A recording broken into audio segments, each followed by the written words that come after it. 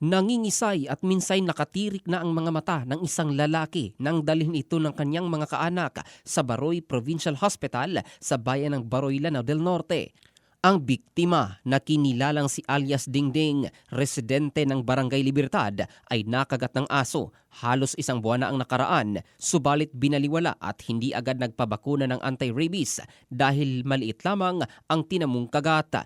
Hanggang unti-unting nagpakita ng sintomas gaya ng pananakit ng ulo na kung minsan ay nagsiseizure at nahihirapang huminga.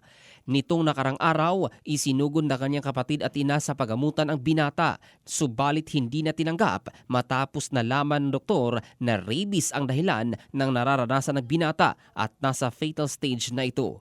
Pinauwi ang biktima at muling inatake sa kanilang bahay kaya't itinakbo naman sa Ozamis Mars General Hospital, subalit doon na binawian ang buhay.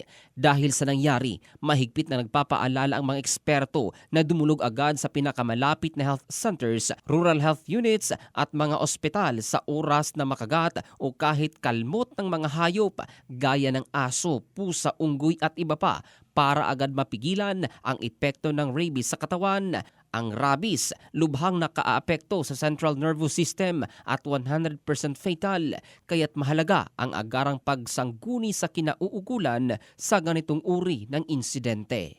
Ito si Jofel Candado in the heart of changing lives ng Brigada News Philippines, the Music and News Authority.